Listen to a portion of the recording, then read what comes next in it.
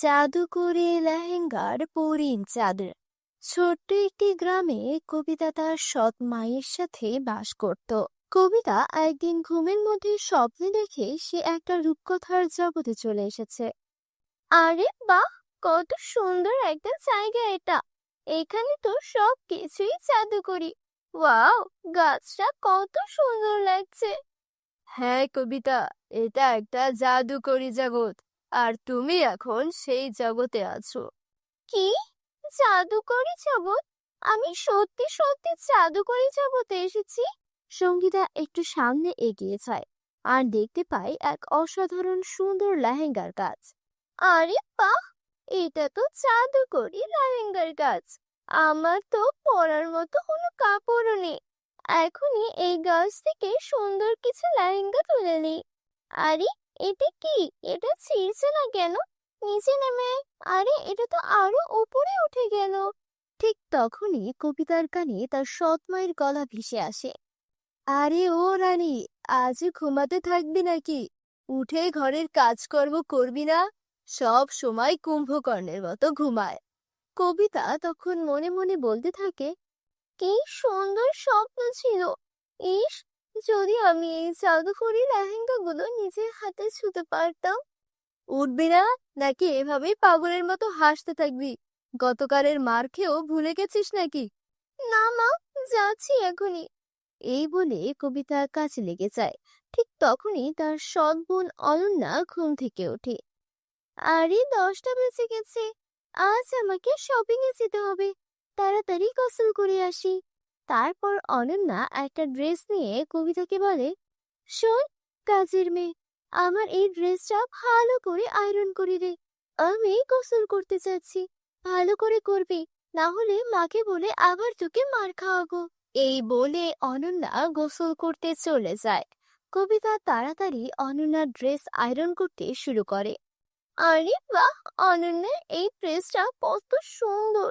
এই ড্রেসটা পরে একেবারে পরীদের মতো লাগবে অনন্যাকে। ইস, আমি যদি এমন একটা সুন্দর ড্রেস পরতে পারতাম। তখনই সেখানে অনন্যা চলে আসে আর বলে, তোর কানে কিছু ঢুকছে না নাকি? কবে থেকে তোর কাছে এই ড্রেসটা চাইছি। আরে হ্যাঁ অনন্যা, এই নাও তোমার ড্রেস। আরে, তুই এটা কি করেছিস? তুই আমার সবচেয়ে প্রিয় ড্রেসটা এভাবে পরিয়ে ফেলেছিস। আমি তোকে ছাড়বো না। মা, ও মা, দেখো না, এই কবিতা কি করেছে। আরে কি হয়েছে? আবার কি করলো এই অভাগিনী? মা, দেখো না, ও আমার সবচেয়ে দামি ড্রেসটা পরিয়ে দিয়েছে। কি রে অভাগিনী, আমার মেয়ের ড্রেসটা পরিয়ে দিয়েছিস কেন? মা, আমার কিছু জানা নেই। আমি শুধু আয়রন করছিলাম। আমি ড্রেসটা পরাইনি মা। একে তো ভুল করিস, তারপর আবার মিথ্যা কথা বলিস। দেখছি তোর জিভ অনেক বেশি চলছে। দাঁড়া, তোকে এখনই দেখাচ্ছি।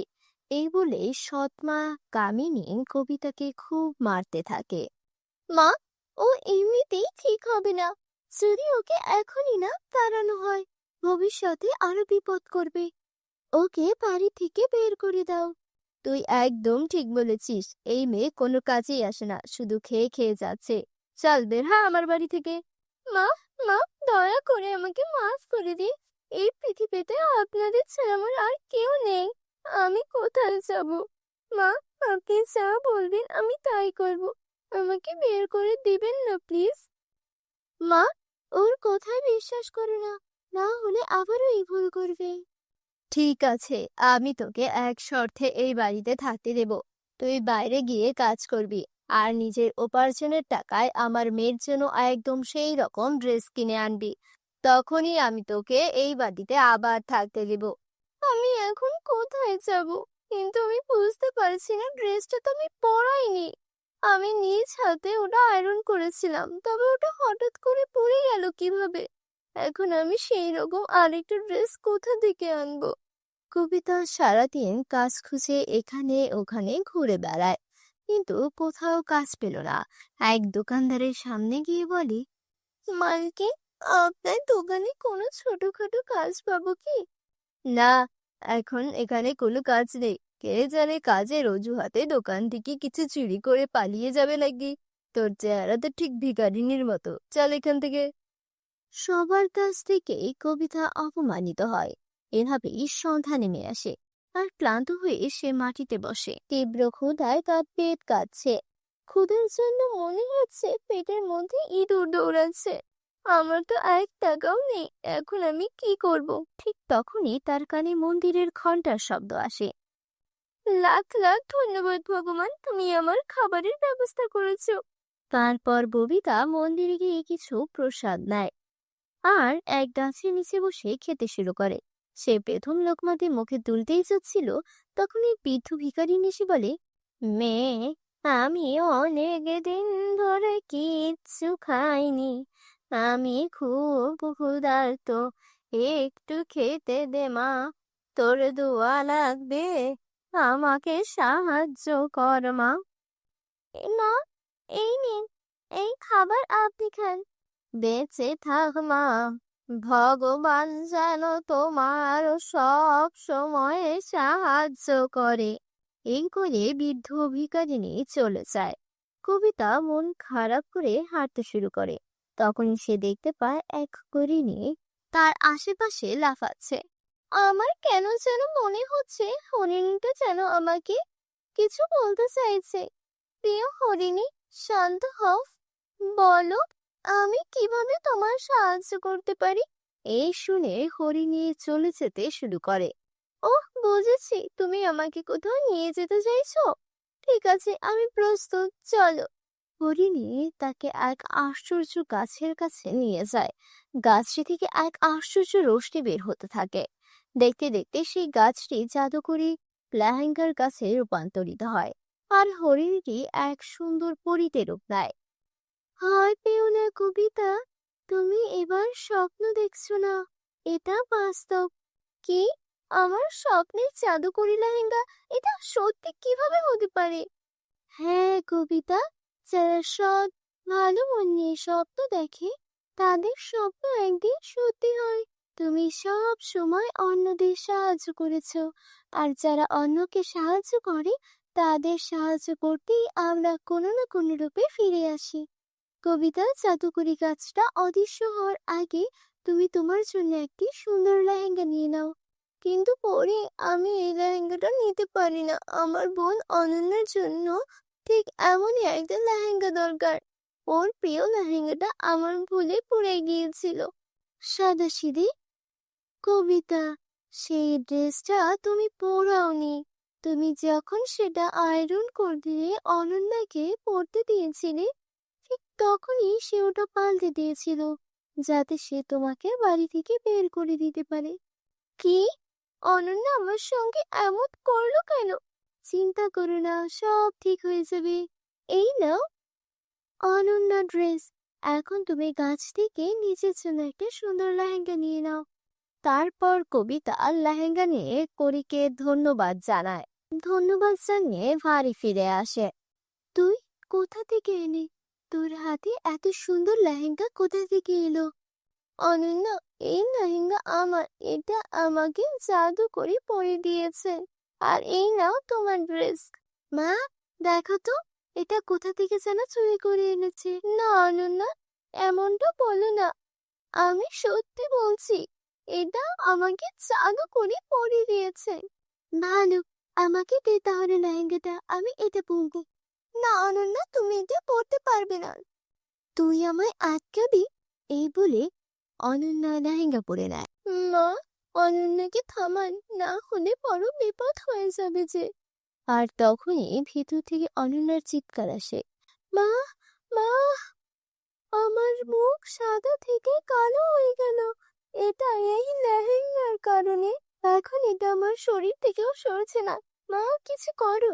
কি রে অভাগিনী, তুই লেহেঙ্গায় কি জাদু টোনা করে এনেছিস যে আমার মেয়ের এই দশা? মা, আমি আগেই বলেছিলাম এই লেহেঙ্গা শুধু আমার জন্য। এখন শুধু জাদুকরি গাছই এই উত্তর দিতে পারবে। চলো আমার সঙ্গে। তারা সবাই সেই গাছের কাছে যায়। পরি বলে, এটা তোমার মেয়ের কর্মফলের ফল। লোভী ও মিথ্যাবাদীদের এই পরিণতি হয়। তোমরা মা মেয়ে মিলে কবিতার উপর অনেক অত্যাচার করেছ, এটা তারই শাস্তি। জাদুকরি গাছ, দয়া করে এদের ক্ষমা করে দিন। ও আমার মা, ও আমার বোন। যদি ওদের কোনো ভুল হয়ে থাকে তাহলে তার শাস্তি আমায় দিন, কিন্তু ওদের মাফ করে দিন। এই কথা শুনে অনন্যা ও তার মা নিজেদের ভুল বুঝতে পারে আর কবিতার কাছে ক্ষমা চায়। তারপর জাদুকরি গাছ অনন্যাকে আবার আগের অবস্থায় ফিরিয়ে দেয়। সবাই একসাথে আনন্দে বসবাস করতে থাকে। তো বন্ধুরা, ভিডিওটি কেমন লেগেছে তা কমেন্ট করে জানিয়ে দিও। জাদুর সোনার জুতা। অনেকদিন আগের কথা। এক গ্রামে রিক্তা নামের একটা মেয়ে ওর বাবা মায়ের সাথে বাস করত। রিক্তার মা রিক্তাকে অনেক ভালোবাসতো। একদিন রিক্তার জন্মদিন ছিল। ওর মা ওর জন্য একটা কেক আনার জন্য গিয়ে রোড অ্যাক্সিডেন্ট হয়ে সেখানেই মারা যায়। রিক্তা তখন অনেক ছোট, তাই ও কিছুই বুঝতে পারে না। আত্মীয় স্বজন এলে তারা সবাই রিক্তার কথা চিন্তা করে রিক্তার বাবাকে আবারও বিয়ে করতে বলে। রিক্তার বাবা কাজল নামের একজন মহিলাকে বিয়ে করে নিয়ে আসেন। মা রিক্তা, বেরিয়ে এসো, দেখো আমি তোমার জন্য কাকে নিয়ে এসেছি। কে বাবা উনি? উনি তোমার মা। বাবা, আমার মা তো এমন দেখতে নয়, তুমি মিথ্যে বলছো। আমার মা দেখতে অন্যরকম, ইনি আমার মা নয়। আরে মামুনি, ইনি তোমার মা। তোমার মায়ের অ্যাক্সিডেন্ট হয়েছিল, তাই তোমার মা দেখতে একটু অন্যরকম হয়ে গেছে। তুমি তোমার মায়ের সঙ্গে এখন থেকে সুন্দর করে মিলেমিশে থাকবে। আচ্ছা বাবা, ঠিক আছে। এই যে মামুনি, এদিকে এসো, আমি তোমার মা হই। এদিকে এসো, তোমার আরেকটা ভাইও আছে, তুমি তোমার ভাইকে দেখবে? হ্যাঁ মা, আমি আমার ভাইকে দেখতে চাই।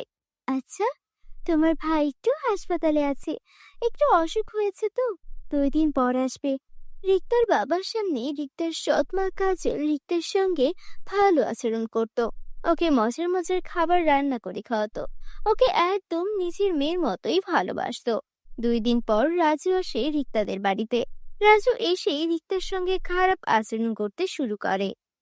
এই যে খেলনাটা আমাকে দে, এটা আমি চালাবো। কেন? এটা তো বাবা আমাকে কিনে দিয়েছে, এটা তুমি কেন চালাবে? এটা আমার গাড়ি। না, এটা আমার গাড়ি, আমাকে দে, আমি এই গাড়ি চালাবো, দে বলছি, দে। দুই ভাই বোনের মধ্যে গাড়ি নিয়ে টানাটানি শুরু হয়। বন্ধুরা, তোমরা যারা যারা গল্পটি দেখছো এখনই তোমাদের নাম কমেন্টে লিখে জানাও। তখন সেখানে রিক্তার বাবা চলে আসে। কি হচ্ছে এখানে? তোমরা এমন মারামারি করছো কেন? বাবা দেখো, এই গাড়িটা আমার, তারপর রাজু ভাইয়া আমার থেকে গাড়িটা কেড়ে নিতে চাইছে। আচ্ছা ঠিক আছে মাবুরি, রাজু যেহেতু চাইছে গাড়িটা তুমি ওকে দিয়ে দাও, আমি তোমাকে একটা নতুন গাড়ি কিনে দিব। আচ্ছা বাবা, ঠিক আছে।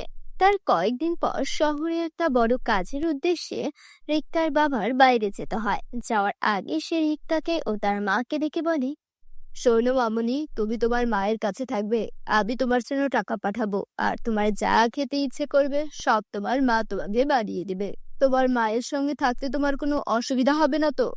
না বাবা, মা তো আমাকে অনেক ভালোবাসে, আমার কোনো অসুবিধা হবে না। আরে, তুমি এত চিন্তা করছো কেন? তুমি নিশ্চিন্তে কাজে যাও, আমি আমার মেয়েকে আদরেই রাখবো, তুমি নিশ্চিন্তে থাকতে পারো। যাও, মন দিয়ে কাজ করবে। এরপর রিক্তার বাবা শহরে কাছে চলে যায়। উনি যাওয়ার পরপরই কাজল তার আসল রূপ দেখাতে শুরু করে। এই রিক্তার বাচ্চা, রিক্তা, ঘুম থেকে উঠিসনি এখনো? তাড়াতাড়ি এদিকে আয়। কি ব্যাপার মা, আজকে মতন এমন করছি কেন? যাই তো দেখি। হ্যাঁ মা, বলো, কি হয়েছে? চা, আমার জন্য চা বানিয়ে নিয়ে আয়। মা, আমি তো কখনো রান্নাঘরেই যাইনি, আমি কি করে চা বানাবো? রান্নাঘরে যাসনি, এখন যাবি? যা বলছি তাই কর। আচ্ছা ঠিক আছে মা, যাচ্ছি। তারপর রিক্তা ওর ছোট ছোট হাতগুলো দিয়ে মায়ের জন্য চা বানিয়ে নিয়ে আসে। আরে বাহ, তোর হাতের চা তো খুব মজার হয়েছে। আজকে থেকে সব চা তুই বানাবি। তোর কাজ ছিল আমাকে 3 বেলা চা করে দেওয়া। রিক্তা ওর মা যা বলতো তাই শুনতো, কিন্তু সৎ মা রিক্তার উপর অনেক অত্যাচার করত। আর ধীরে ধীরে বাড়ির সব কাজ রিক্তাকে দিয়ে করাতে শুরু করে। রিক্তাকে ঠিকমতো 2 বেলা খাবারও খেতে দিত না। একদিন রিক্তা কাঁদতে কাঁদতে ঘরে এসে ঘুমিয়ে পড়লো। তখন স্বপ্নে ওর আপন মা এসে ওকে দেখা দিল। তার সাথে ইশারা করে একটা বাক্স দেখালো। রিক্তা ঘুম থেকে উঠে খাটের নিচ থেকে সেই বাক্সটা বের করলো আর দেখলো সেখানে অনেক সুন্দর একটা সোনালী রঙের জুতা রাখা আছে। মা, আমাকে স্বপ্নে এই জুতাটাই দেখাচ্ছিল। নিশ্চয়ই এটা কোনো বিশেষ জুতা হবে। এটা পরে দেখি তো। তারপর রিক্তা ওই জুতোটি পরে বাড়ির সব কাজ করতে রাখলো। অন্যান্য দিনের তুলনায় আজকে সব কাজ ও খুবই দ্রুত করে ফেললো। আরে বাহ, আজকে সব কাজ কত তাড়াতাড়ি করে ফেললাম। সবকিছু মায়েরই চাদর জুতার যেন হয়েছে। আমি বুঝতে পেরেছি, ইনি যে আছেন ইনি আমার আপন মা নয়, আমার স্বপ্নে যিনি এসেছিলেন তিনিই হলেন আমার আপন মা। এরপর থেকে রিক্তা যে কোনো কাজ অনেক দ্রুত করে ফেলতো। আর মায়ের দেওয়া জাদুর জুতার সাহায্যে ও এখন একটু আরামে দিন কাটাচ্ছিল। 2 দিন পর ওর বাবা শহর থেকে বাড়িতে আসে। কোথায় আমার রিক্তা মামুনি, দেখো তোমার জন্য কতগুলো খেলনা এনেছি। রিক্তা, তোমাকে এত চিকন লাগছে কেন মামুনি? আরে বলো না, তোমার মেয়ে সারাদিন রোদে রোদে ঘুরে বেড়ায় আর টই টই করে খেলাধুলা করে। আমি বলি একটু নিয়ম করে খেতে, তুমি খেতে চায় না। আমি চলে এসেছি, এখন আমার মামুনি আমার সঙ্গে বসে খাবে। আমার মামুনি এত চিকন হলে চলবে? রিক্তার বাবা এসেছে দেখে তার সৎ মা কাজল রিক্তার সঙ্গে ভালো আচরণ করতে শুরু করলো। এদিকে রিক্তার বাবা যখন রাতে ঘুমাচ্ছিল তখন তার আগের স্ত্রী তার স্বপ্নে আসে। তুমি এখানে ঘুমাচ্ছ? তুমি জানো আমাদের মেয়ের উপর তোমার নতুন স্ত্রী কত অত্যাচার করে? একটু চোখ কান খুলো, দেখো মেয়েটার উপর নজর রাখো। রিক্তার বাবার ঘুম ভেঙে গেল। এর পরদিন থেকে সে লুকিয়ে লুকিয়ে তার মেয়ের উপর নজর রাখতে লাগলো। সে লুকিয়ে দেখলো সৎমা কাজল রিক্তাকে জোরে জোরে থাপ্পড় দিচ্ছে আর ঘরের কাজ করাচ্ছে। তখনই সে ঘরের মধ্যে প্রবেশ করলো। আমি তোমাকে বিশ্বাস করে বিয়ে করে এনেছিলাম, আর তুমি কিনা আমার মেয়ের উপর এমন অত্যাচার করো। বেরিয়ে যাও, এক্ষুনি ঘর থেকে বেরিয়ে যাও, বেরিয়ে যাও বলছি। আমাকে ক্ষমা করে দাও, আমার ছেলেটার কথা চিন্তা করো। আমার ছেলেকে নিয়ে আমি কোথায় যাব? তোমার ছেলের কথা আমি চিন্তা করব? তুমি আমার মেয়ের কথা চিন্তা করেছিলে? আমার ভুল হয়ে গেছে, আমি সত্যি মানামির কলঙ্ক। আমি তোমার মেয়ের সঙ্গে অনেক অন্যায় করেছি। রিক্তা ও সৎ মায়ের প্রতি অনেক মায়া হলো। বাবা, মা তো ক্ষমা চেয়েছে, মা মায়ের ভুল বুঝতে পেরেছে। আমি আমার এক মাকে হারিয়েছি, এই মাকে আর হারাতে চাই না। মাকে আমাদের সঙ্গেই থাকতে দাও। সৎ মা নিজের ভুল বুঝতে পারলো। এরপর সে আর কখনো রিক্তার সঙ্গে খারাপ আচরণ করেনি। তারা সবাই মিলেমিশে বসবাস করতে লাগলো। তো বন্ধুরা, কেমন লাগলো তোমাদের কাছে আজকের এই গল্পটি? কমেন্ট করে জানিয়ে দিও। জাদুকরি 3 বই। মিতা এবং সন্ধ্যা তাদের বাবা মায়ের সাথে কিষানপুর নামক একটি ছোট্ট গ্রামে থাকতেন। মিতা এবং সন্ধ্যার বাবা মা গ্রামের একটি ছোট্ট কারখানায় কাজ করতেন। তারা খুবই দরিদ্র ছিলেন, তাই স্বামী স্ত্রী উভয়কেই ঘরের বাইরে কাজ করতে হতো, যাতে তারা মিতা এবং সন্ধ্যাকে ভালোভাবে লালন পালন করার জন্য পর্যাপ্ত অর্থ উপার্জন করতে পারে। একদিন স্বামী স্ত্রী উভয়ই কাজ করতে যাচ্ছিলেন। এমন সময় হঠাৎ একটি বিশাল ট্রাক তাদের ধাক্কা দেয়। সংঘর্ষটি খুব জোরালো ছিল এবং এর ফলে স্বামী স্ত্রী উভয়ই গুরুতর আহত হন। মিতা এবং সন্ধ্যার বাবা ঘটনাস্থলেই মারা যান, কিন্তু তাদের মায়ের নিঃশ্বাস তখনও তার শরীর আটকে ছিল। মিতা এবং সন্ধ্যা যখন এই সব জানতে পারে তখন দুই বোনই দ্রুত ঘটনাস্থলে পৌঁছায়। মা, বাবা, কি হয়েছে? তোমরা আমাদের এভাবে ছেড়ে যেতে পারো না। তোমাদের ছাড়া আমি কিভাবে বাঁচবো? তারপর মিতার মা মিতা এবং সন্ধ্যাকে ইশারায় ডেকে বলেন, মা, আমাদের ক্ষমা করো। আমরা দুজনেই তোমাদের ভালো জীবন দিতে চেয়েছিলাম, কিন্তু ঈশ্বরের হয়তো অন্য কিছু ইচ্ছা আছে। কিন্তু হ্যাঁ, আমরা চলে যাওয়ার পর তোমার কোনো সমস্যা হওয়ার কথা নয়। তাহলে তোমাদের মামার বাড়িতে যাওয়া উচিত। তোমার মামা খুব ভালো, তিনি তোমাদের যত্ন নেবেন। আমার আশীর্বাদ তোমাদের দুজনের সাথেই আছে। ঈশ্বর তোমাদের সবসময় সুখে রাখুন। এই বলে মিতা এবং সন্ধ্যার মাও মারা যান।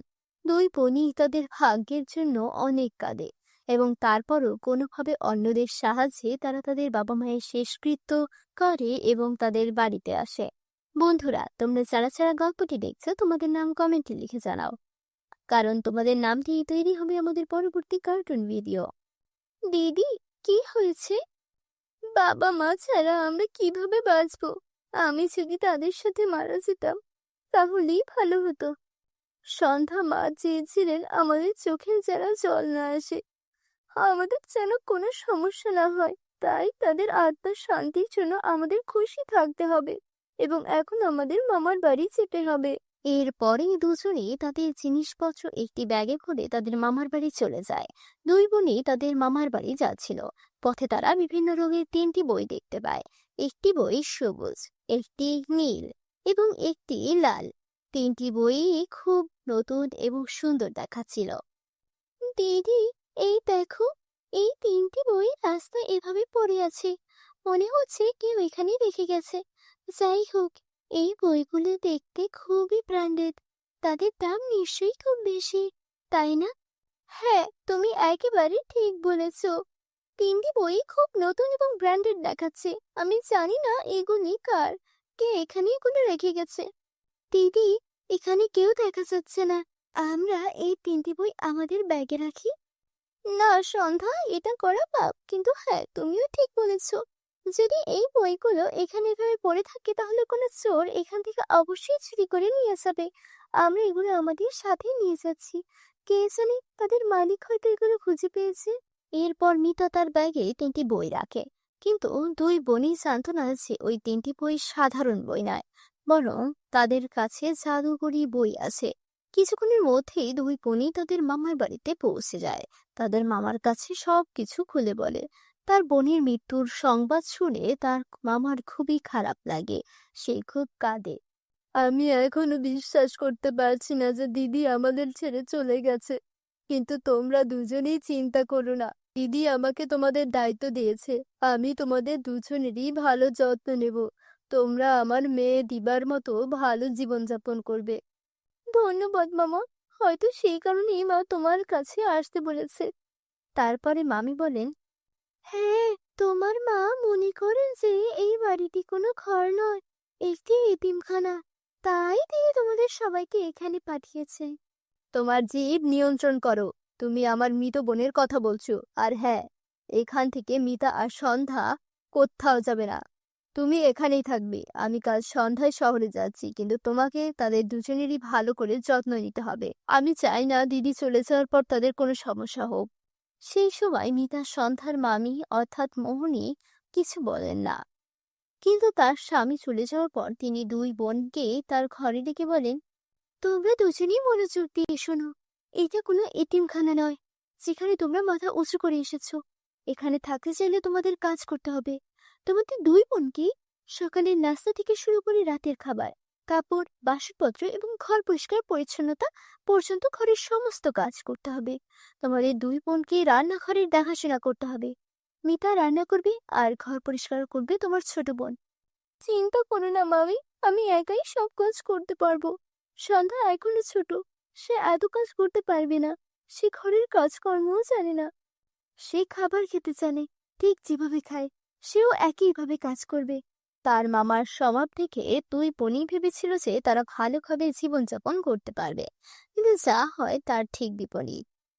দুই বোনই সারের মতো কাজ শুরু করে। দিন শেষ হয় কিন্তু দুই বোনের কাজ শেষ হয় না। কাজ করার সময় সন্ধ্যার হাতে ফোসকা পড়ে। দিদি, দেখো না, আমার হাতে ফোসকা পড়েছে। চলো এখান থেকে চলে যাই দিদি। চলো ফিরে যাই। আমরা আমাদের বাড়িতে থাকবো। সন্ধ্যা, এই বাড়িটা আমাদের নয়। এই বাড়িটা ভাড়া বাড়ি। ওই বাড়িতে থাকতে হলে আমাদের ভাড়া দিতে হবে, যা আমাদের নেই। তাই বাধ্য হয়ে এখানেই থাকতে হবে। সারাদিন কাজ করার পর দুই বোনই ক্লান্ত হয়ে তাদের ঘরে যায়। সেখানে মিতা সন্ধ্যাকে বসিয়ে মোহিনীর কাছে খাবার আনতে আসে। মামি, তুমি বলেছিলে সারাদিন কাজ করার পর তুমি আমাদের খাবার দেবে। আমরা দুজনেই খুব ক্ষুধার্ত। আমরা দুজনেই সকাল থেকে কিচ্ছু খাইনি। দয়া করে আমাদের খাবার দাও। এখানে অপেক্ষা কর, আমি এখনই এনে দিচ্ছি। এই বলে মোহিনী রান্নাঘরে যায় আর 2 দিনের পুরনো বাসি রুটি এবং একটি পেঁয়াজ নিয়ে আসে এবং দুই বোনের হাতে তুলে দেয়। মামি, এটা কি? তুমি কি দেখতে পাচ্ছ না? এটা খাবার। কিন্তু মামি, এটা তো বাসি রুটি আর পেঁয়াজ। আমরা এটা কিভাবে খাবো? আর যাই হোক, সন্ধ্যা শুধু শুকনো খাবার কিনে খেতে পারে। যদি তোমার কাছে সবজি না থাকে তাহলে আমাকে 1 গ্লাস দুধ দাও। আমি ওকে দুধের সাথে রুটি খাওয়াবো। তুমি কি করে মনে করো এই বাড়িটা একটা হোটেল? আমি তোমাকে দুধ রুটি সবকিছু দেব। তোমাকে যা দেওয়া হবে তা খেয়েই তোমাদের বেঁচে থাকা উচিত। আর তোমার বোন রাজকন্যা নয়। বেচারা মিতা আর কিছু বলে না। দিদি, এটা কেমন পশুর মতো খাবার? মামি সারাদিন আমাদের এত কাজ করে এটা খেতে দিল। আমার মনে হচ্ছে আমাদের ভাগ্য ফুরিয়ে গেছে, তাই আমাদের সাথেই এইসব হচ্ছে। তারপর পথে ছাওয়া বই থেকে একটা শব্দ ভেসে আসে, কিন্তু এখন তোমার ভাগ্য বদলে যাবে। আরে, এই শব্দ কোথা থেকে এলো? দুই বোনই পিছনে ফিরে তাকায় এবং তাদের পিছনে ওই তিনটি জাদুর বই দেখতে পায়। ভয় পেও না, আমরা তিনজনই জাদুর বই যা তুমি রাস্তা থেকে তুলে এনেছিলে। আমরা তিনজনই তোমাকে সাহায্য করতে চাই। কি ধরনের সাহায্য? আমরা তিনজনই জাদুর বই এবং আমাদের তিনজনেরই আলাদা আলাদা ক্ষমতা আছে। যদি তুমি নীল বইটি খুঁজে পাও, যদি তুমি যে কোনো খাবার স্পর্শ করো এবং এটি সম্পর্কে চিন্তা করো, তাহলে তুমি সেই খাবার পাবে। যদি তুমি সবুজ বইটি স্পর্শ করো এবং যে কোনো পরিমাণ সম্পর্কে চিন্তা করো, তাহলে তুমি সেই পরিমাণ পাবে। আর যদি তুমি আমাকে স্পর্শ করো, তুমি যাই ভাবো তাই বিপরীত ঘটবে। তাই তোমাকে আমাকে সাবধানে ব্যবহার করতে হবে। এই সব শুনে উভয় বোনই খুব খুশি হয় এবং ওই তিনটি জাদুর বইকে ধন্যবাদ জানায় এবং পেট ভরে খায়। পরের দিন সকালে দুই বোন মোহিনীর কাছে গিয়ে বলে, মামি, আমরা দুই বোনই এখান থেকে চলে যাওয়ার কথা ভেবেছি। আমরা দু বোনই আর তোমার উপর বোঝা হতে চাই না। ভালোই হয়েছে, তাড়াতাড়ি এই বাড়ি ছেড়ে চলে যাও। দুই বোনই তাদের সমস্ত জিনিসপত্র এবং তিনটি জাদুর বই নিয়ে সেখান থেকে চলে যায়। সে চলে যায় এবং তারপরেই সেই তিনটি বইয়ের সাহায্যে সে একটি খুব বড় বাড়ি তৈরি করে এবং একটি ভালো জীবনযাপন শুরু করে। বন্ধুরা, যদি তোমাদের আমাদের এই গল্পটি ভালো লেগে থাকে তাহলে অবশ্যই তোমাদের বন্ধুদের সাথে শেয়ার করো। এবং হ্যাঁ বন্ধুরা, এরকম গল্প দেখতে অবশ্যই আমাদের চ্যানেলটি সাবস্ক্রাইব করো, যাতে তোমরা এরকম আকর্ষণীয় গল্প দেখতে পাও। আমি আবার তোমাদের সাথে নতুন কিছু গল্প নিয়ে দেখা করব। দেখা হচ্ছে পরবর্তী কোনো ভিডিওতে। পরিদের জাদুর ফুলের গাছ। আজ বনে একটিও ফুল দেখা যাচ্ছে না। মনে হচ্ছে মিতালির মেয়ে আবার আমাদের সামনে এসে সব ফুল তুলে নিয়েছে। দিদি, আমরা এখন কি করব? যদি আমরা ফুল না পাই তাহলে বাজারে কি বিক্রি করব? মনে হচ্ছে আজও আমাদের ক্ষুধার্ত ঘুমাতে হবে দিদি। চলো একটু এগিয়ে যাই, হতে পারে এমন কিছু গাছ বাকি আছে যেখানে ফুল ফুটেছে। চলো না দিদি, যাই। বন্ধুরা, তোমরা যারা যারা গল্পটি দেখছো তোমাদের নাম কমেন্ট করে জানাও। আমরা পরবর্তী গল্প তোমাদের নাম দিয়ে বানাবো। আর তোমরা অবশ্যই ভিডিওটিতে লাইক করে চ্যানেলটিকে সাবস্ক্রাইব করে দাও। দুই বোনই ফুলের খোঁজে বনের মধ্যে এগিয়ে যেতে থাকে। ধীরে ধীরে তারা দুজনে ঘন বনের সেই অংশে পৌঁছায় যেখানে কোনো সাধারণ মানুষ যেতে সাহস করে উঠতে পারে না। হঠাৎ তারা একটা হালকা আভা দেখতে পায়। ওখানে দেখো, কিছু একটা জ্বলছে। হ্যাঁ দিদি, এটা একটা সিঁড়ির মতো দেখাচ্ছে।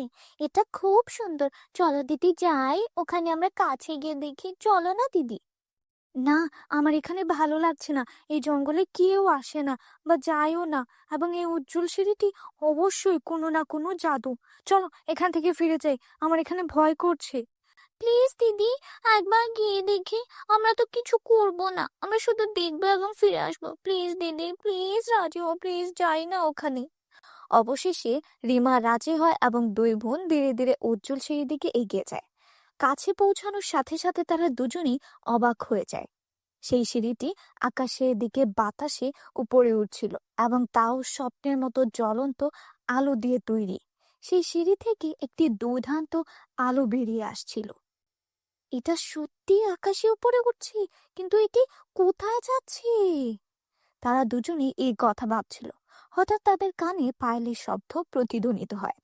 মনে হচ্ছে কেউ আসছে, তাড়াতাড়ি এসো। দেখো, এখানে সেই প্রাসাদটি দেখা যাচ্ছে। চলো আমরা সেই প্রাসাদের বাগানে লুকিয়ে থাকি, কেউ আমাদের দেখবে না।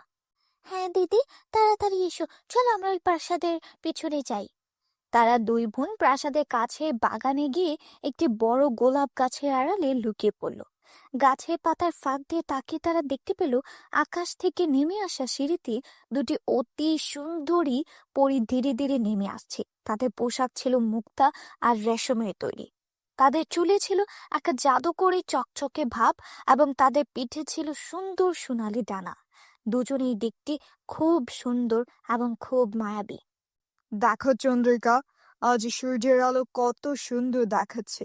এই পৃথিবীর সুবাস আমার খুব পছন্দ। হ্যাঁ, কিন্তু রানী আমাদের কি বলেছে মনে আছে? আমাদের বেশি দিন মানুষের জগতে থাকতে হবে না। আমাদের এখানে দ্রুত কাজ শেষ করে ফিরে যেতে হবে। এই বলে পরীরা দুজনেই প্রাসাদের দিকে এগোচ্ছিল। এরা সত্যি পরী? মনে হচ্ছে আমরা পরীদের জগতে এসেছি। দিদি, এই জায়গা, এই প্রাসাদ, এই পরী, এই সবই এত সুন্দর। এসো দিদি, চলো পরীর কাছে আমরা সাহায্য চাই। আমি বইয়ে পড়েছিলাম পরীরা সব সময় গরিবদের সাহায্য করে। এসো দিদি, প্লিজ এসো। চুপ থাকো, দেখো সে আমাদের দিকে আসছে। কে? কে ওখানে? কে ওখানে? এসো, বেরিয়ে এসো। দেখো, আমরা তোমাদের কোনো ক্ষতি করব না, বেরিয়ে এসো। এই কথা শুনে তারা আর রিমা ফুলের আড়াল থেকে ধীরে ধীরে বেরিয়ে আসে, কাঁপতে কাঁপতে। তোমরা দুজনেই মানুষ, তাহলে এখানে এভাবে কি করছো? তুমি কি জানো এটা আমাদের পরিদের তৈরি একটা জাদুকরি পথ? আর তুমি এই প্রাসাদটি দেখছো? এই প্রাসাদটা আমাদের পরিদের জাদুকরি প্রাসাদ। আমরা ভুল করেছি পরী, দয়া করে আমাদের ক্ষমা করে দাও। দিদি, একবার পরীর কাছে সাহায্য চাইতে চেষ্টা করো প্লিজ দিদি। চুপ করে এখান থেকে চলে যাও, অপেক্ষা করো।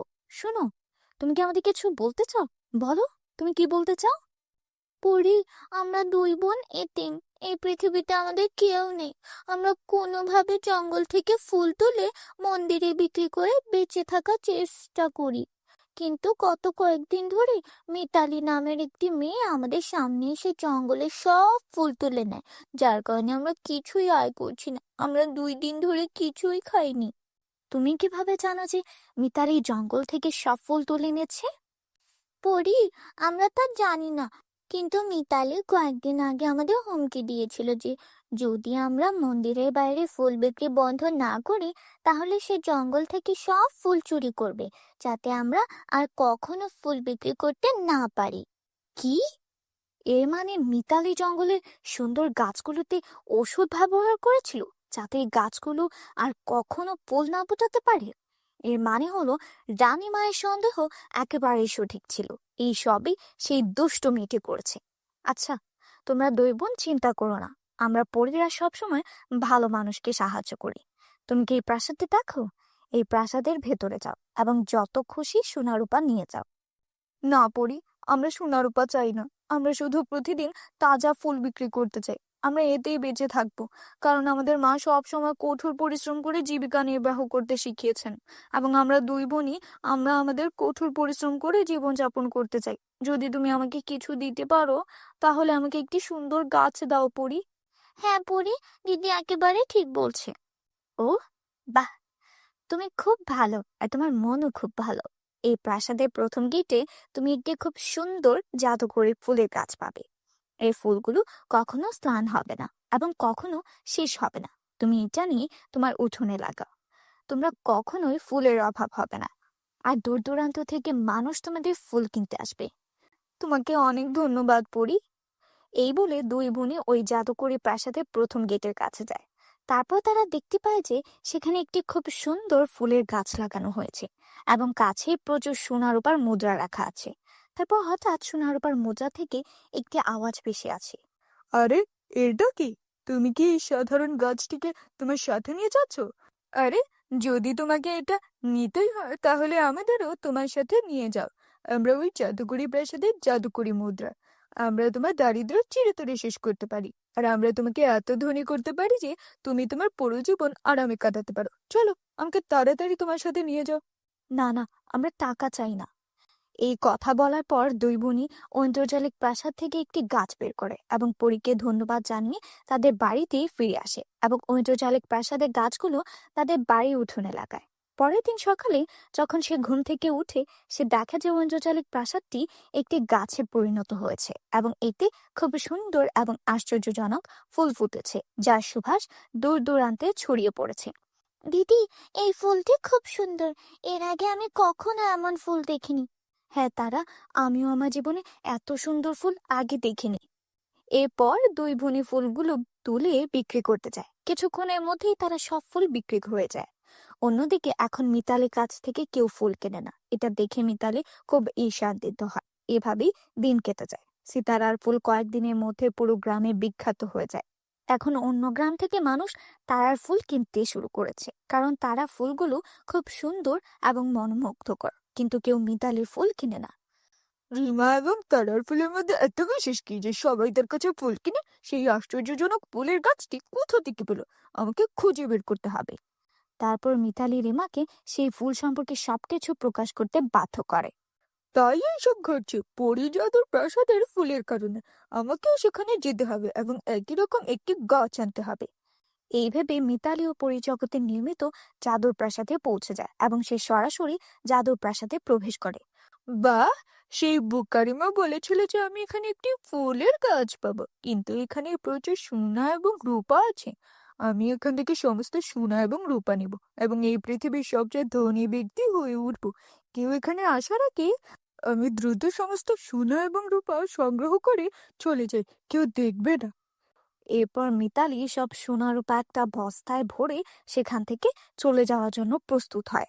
ঠিক তখনই সেই দুটি জাদুকরি পরী সেখানে চলে আসে এবং পরীরা বলতে থাকে, তাহলে তুমি সেই দুষ্ট ব্যক্তি যে তার ঈর্ষা এবং হিংসার বশে এই বনের নিষ্পাপ ফুলের উপর রাসায়নিক ঢেলে দিয়েছিলে, যাতে সেগুলোতে আর ফুল না ফুটে কোনোদিনও, তাই না? তুমি সেই ব্যক্তি না? এবং এখন তুমি আমাদের অনুমতি ছাড়াই আমাদের জাদুকরি প্রাসাদে প্রবেশ করেছো এবং প্রাসাদ থেকে সোনা রূপা নিচ্ছ। এই জন্য তোমাকে অনেক বড় শাস্তি দেওয়া হবে। সেই শাস্তি তোমাকে মাথা পেতে নিতে হবে। এই বলে পরি মিতালিকে বানরে পরিণত করে। এটাই তোমার কৃতকর্মের শাস্তি। এখন থেকে তুমি পুরো 1 মাস ধরে এই বনে বানরের মতো এখানে সেখানে ইচ্ছা মতো ঘুরে বেড়াবে। এটাই তোমার সমস্ত রূপের শাস্তি। তোমাকে এই শাস্তি ভোগ করতেই হবে। তবেই তুমি বুঝতে পারবে বিনা কারণে কাউকে কষ্ট দেওয়ার শাস্তি কি। মানুষকে কষ্ট দেওয়ার ফল তুমি এই শাস্তির মাধ্যমে টের পাবে। বন্ধুরা, তোমরা যারা যারা এখনো চ্যানেলটিকে সাবস্ক্রাইব করোনি, প্লিজ আমাদের এই চ্যানেলটিকে সাবস্ক্রাইব করে নাও। আর অবশ্যই ভিডিওটি ভালো লাগলে লাইক এবং কমেন্ট করো।